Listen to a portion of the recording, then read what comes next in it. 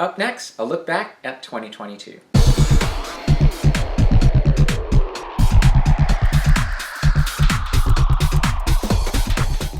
Well, hey guys, and welcome back to another Interstellar Modeler. Well, it so happens I found a little time here to put together a video for the channel that's going to be a review of the projects I've done this last year.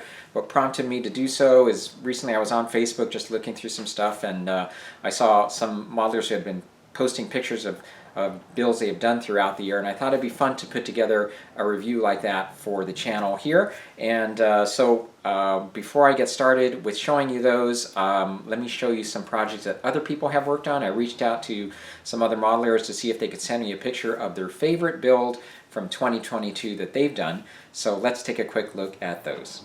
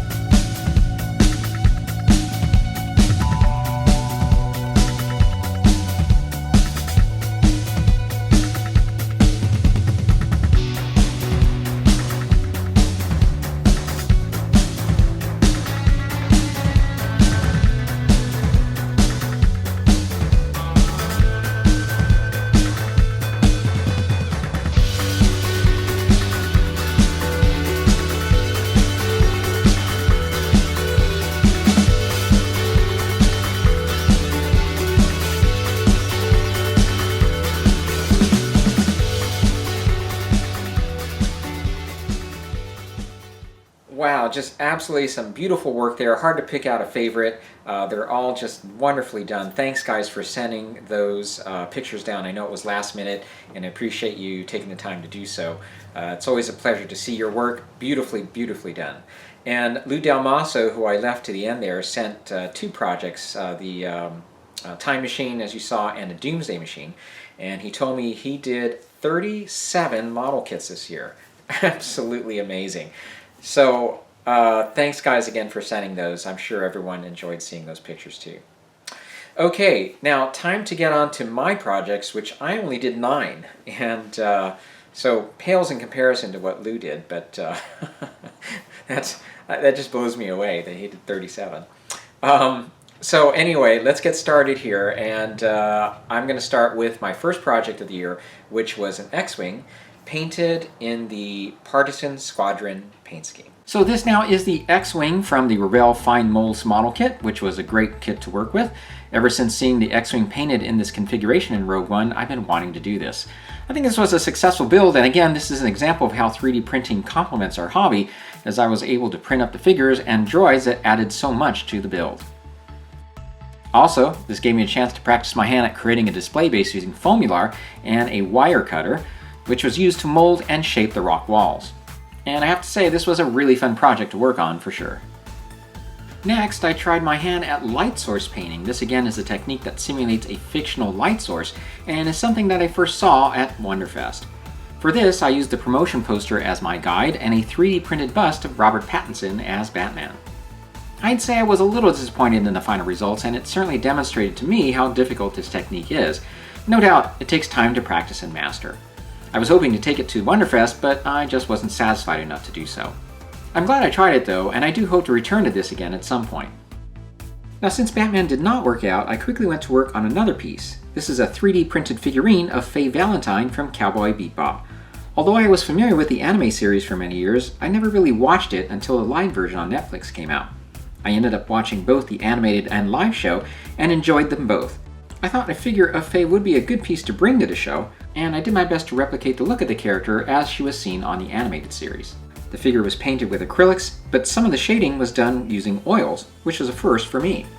The statue was photographed at Wonderfest by fine-scale modelers, and appeared on their Wonderfest page, which featured builds from the show.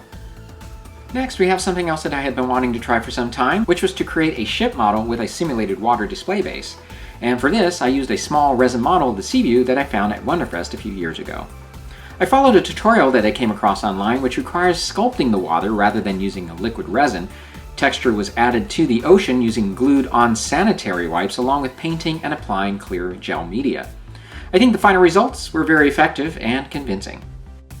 Next is one of two prop replicas from Star Trek that I worked on. The first is a replica of the communicator from Strange New Worlds.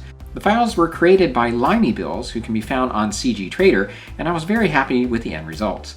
The files are designed to accommodate an iPod Nano should one choose to make a replica with an active moire display. Programs are now available that you can upload to the Nano that replicates the pattern quite nicely. I actually have a Nano and may try that at some point. And next is the Polar Lights 350 scale Grissom model, which I renamed Pegasus. The kit was a great one to work with and I highly recommend it. I also found the paint mask from Ludem also to be very helpful with this project. Overall, the model turned out well, but I was a little disappointed with my light blocking. It turned out to not be sufficient enough, especially around the running lights. So it's definitely something to be careful of if you decide on building this ship. Nonetheless, the model makes a nice addition to my Trek collection. And here's a second Strange New Worlds prop, the redesigned Phaser 2. The files are also from Limey Bills, and just like the communicator, are designed to accommodate electronics if you so choose. My replica has no electronics, but Phaser 1 is detachable. As with the communicator, it makes a very convincing replica of the prop. Next gets my vote for my favorite build for 2022. This is the Bandai Batmobile from this year's The Batman movie. Although the car model is small, it's pretty accurate and was very easy to assemble.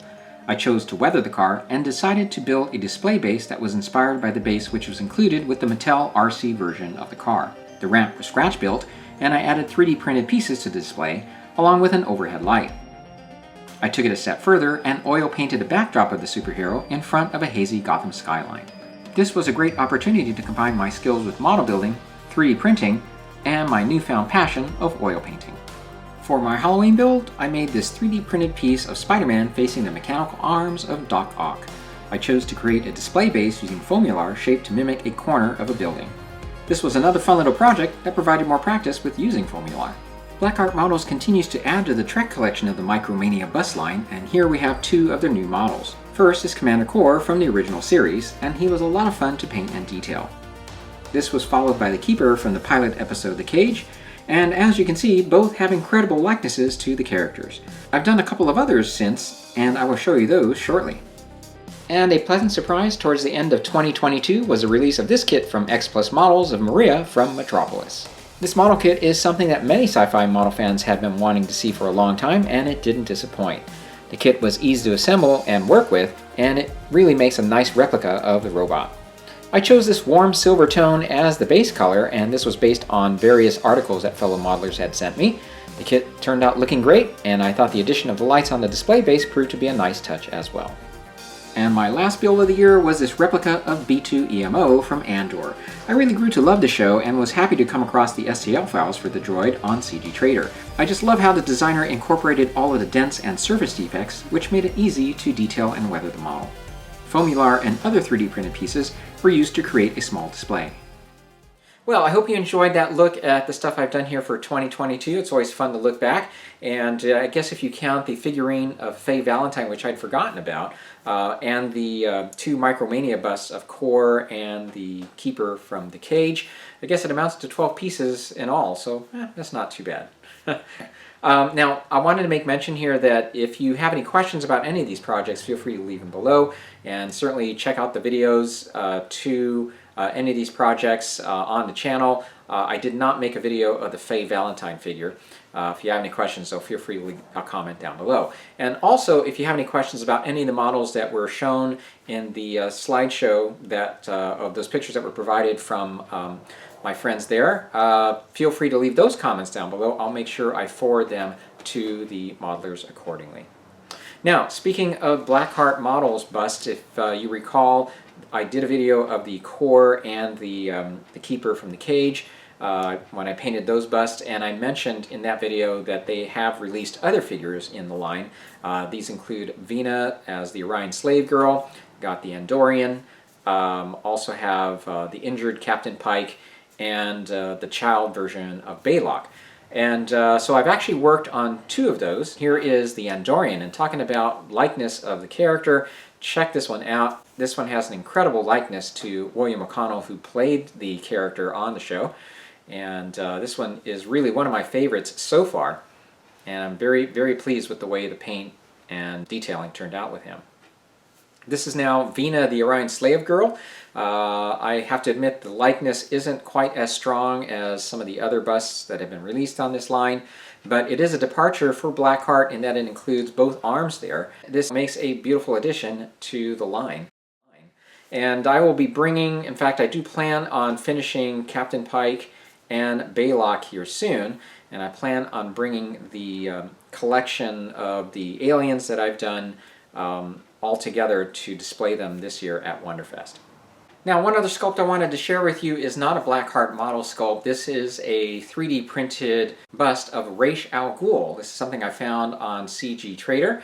My son and I are huge Batman animated series fans, and this one came out beautifully, and I used acrylic paints, this time actually mostly with an airbrush, to paint this bust.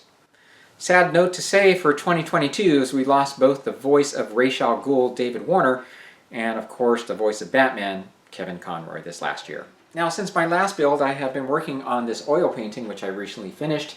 This is of the Kilauea Lighthouse. This is based on a photograph I took in Kauai.